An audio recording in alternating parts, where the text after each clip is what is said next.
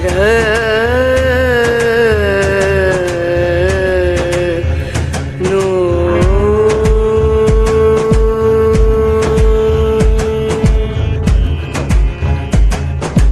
राधे, जय माता की भक्तों। आप सभी का स्वागत करती हूँ स्पिरिचुअल ज्ञान साधना में, और आप सभी से अनुरोध करती हूँ कि स्पिरिचुअल ज्ञान साधना को सब्सक्राइब कर लीजिए और बेल आइकन को प्रेस कर दीजिए ताकि आपको नई नई वीडियोस का नोटिफिकेशन मिलता रहे। जब सफलतापूर्वक कम से कम 5 व्रत हमारे सोमवार के हो जाते हैं और 5वां व्रत जब हमारा आता है तो उसी 5वें व्रत के दिन हमें पशुपतिनाथ व्रत का उद्यापन करना होता है। उद्यापन किस प्रकार से करना है, ये सारी जानकारी आज हम आपको इस वीडियो में बताने जा रहे हैं। इससे पहले की वीडियो में हमने पशुपतिनाथ के व्रत के विषय में बहुत ही महत्वपूर्ण जानकारी दी है। यदि आपने अभी तक उस वीडियो को नहीं देखा है तो फटाफट से देख लीजिए, आपके बहुत काम आएगी। जय माता की, राधे राधे। कैसे हैं आप सभी लोग? आशा करते हैं सभी लोग बहुत अच्छे होंगे और कामना करते हैं कि सदैव सभी लोग स्वस्थ रहें, प्रसन्न रहें और भगवान की पूजा करते हुए अपनी सभी मनोवांछित कामनाओं को पूर्ण करते रहें। तो आज की वीडियो में हम आपको जानकारी देंगे पशुपतिनाथ व्रत के उद्यापन की विधि के विषय में। अगर आपने अभी तक चैनल को सब्सक्राइब नहीं किया है तो जल्दी से कर लीजिए और बेल आइकन को प्रेस कर दीजिए ताकि आपको महत्वपूर्ण जानकारी समय पर मिलती रहे। तो चलिए प्रारंभ करते हैं वीडियो। पशुपतिनाथ व्रत जीवन में प्रकाश के समान होते हैं। जब मनुष्य के जीवन में चारों तरफ अंधेरा होता है, चारों तरफ संकट के बादल दिखाई देते हैं, तो हमें कोई भी किरण आशा की नज़र नहीं आती है और हमें अपने ग्रह, नक्षत्र, कुंडली किसी के विषय में यदि ज्ञात नहीं है कि हम कौन से ग्रहों की पूजा करें, अपनी कुंडली के अनुसार किस प्रकार से ईश्वर को मनाएं, तब हमें ये जो पशुपतिनाथ भगवान के व्रत हैं इनको करना चाहिए। आज की वीडियो में हम आपको इनकी कथा भी सुनाएंगे, तो वीडियो को पूरा अंत तक देखिएगा बिना स्किप किए। तो जिस प्रकार से व्रत की विधि बताई है, जब व्रत पूर्ण हो जाते हैं 4 व्रत और 5वां सोमवार का व्रत होता है तो प्रातःकाल की पूजा हमें वैसे ही करनी है जैसे कि हमने 4 सोमवार को की होती है। 4 सोमवार को प्रातःकाल की पूजा करने के बाद उसी प्रकार से हमें पूरे दिन व्रत रखना है जैसे हमने बाकी के सोमवारों को व्रत रखना है। हाँ, समय का आप ध्यान रखिएगा। फिर से हम आपसे यहाँ पर ये बात कहेंगे कि समय निश्चित कर लीजिए एक ही, कि जिस समय आप पहले सोमवार को पूजन करते हैं कोशिश कीजिए, नहीं हो रहा तो कोई बात नहीं, लेकिन अगर हो सकता है तो ये प्रयत्न कीजिए उसी समय पर आप प्रत्येक सोमवार को पूजा करने जाएं।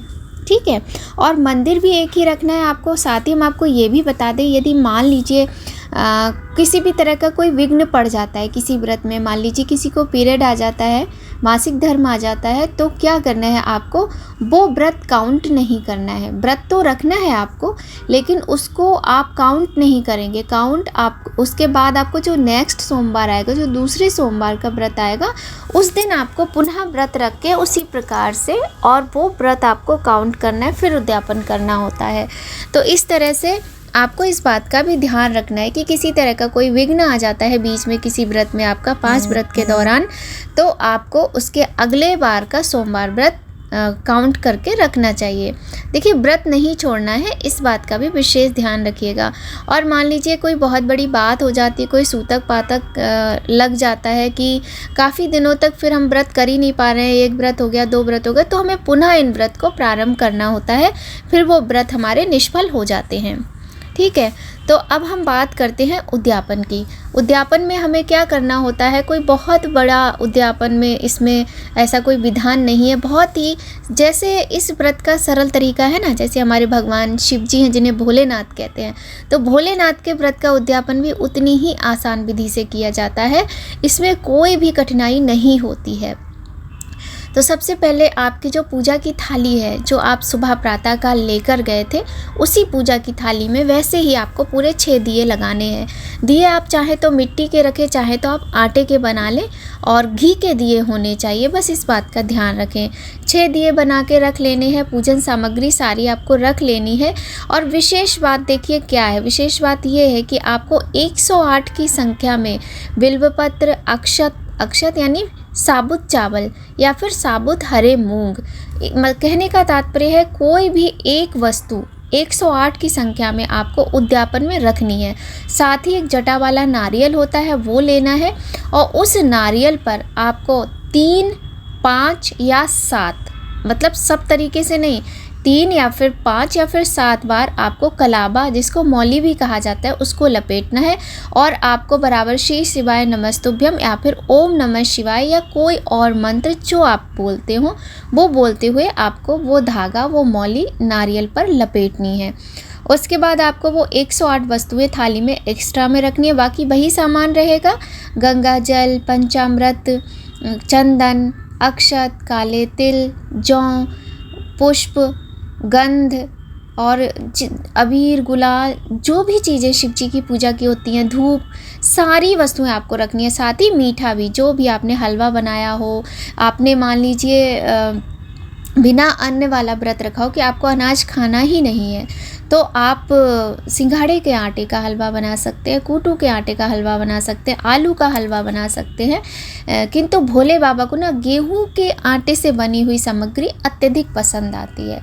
तो आप यदि आपने सूजी का हलवा बनाया हो सारे सोमवार को, तो इस व्रत में भी आपको वही मीठा, वही हलवा बनाना है, उसी प्रकार से आपको रख लेना है और मंदिर में जाकर आपको 3 जगह उस हलवे को रख के भगवान को समर्पित करना है।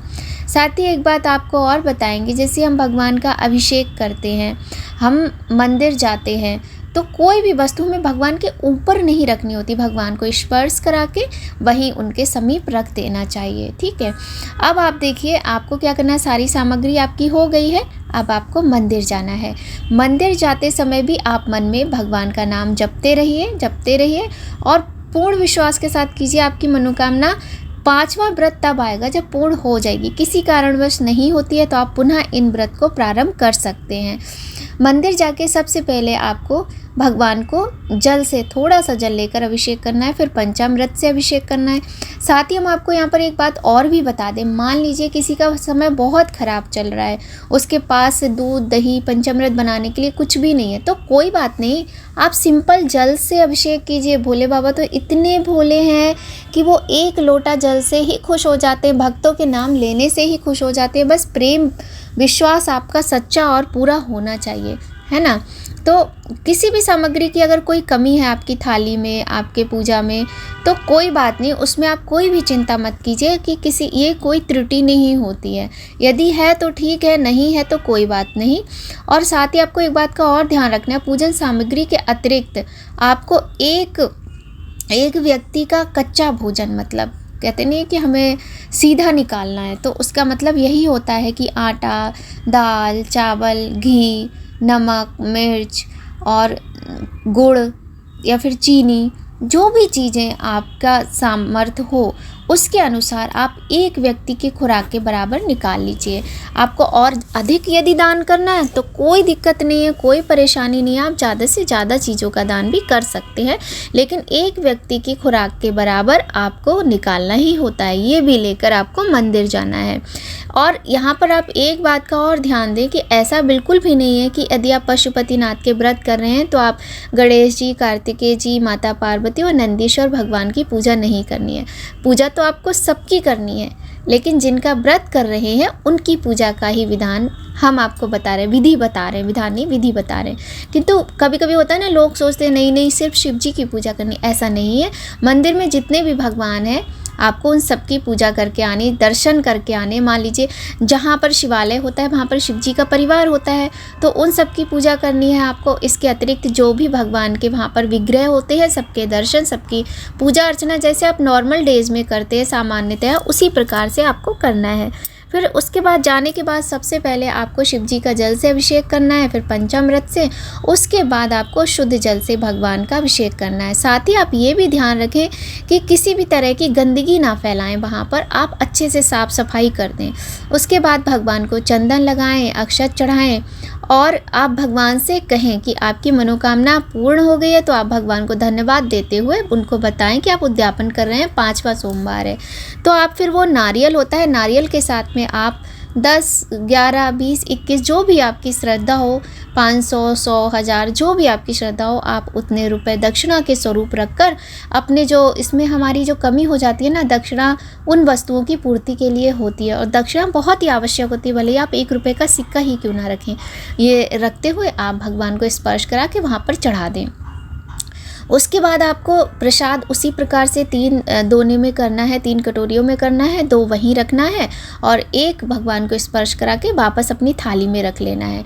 6 के 6 दिए आपको थाली से निकाल कर शिव जी के पास रखने हैं, 5 दिए प्रज्वलित करने हैं, 1 दिया आपको बिना जलाए बिना प्रज्वलित किए अपने घर वापस लाना है। और आने के बाद वही करना है आपको कि जो आपका दाहिना हाथ है अपने घर की चौखट पर दाहिनी तरफ घर के बाहर पहले दिया जलाएं, उसके बाद दिए को प्रणाम करने के बाद भगवान को प्रणाम करने के बाद आप घर के अंदर घुसें।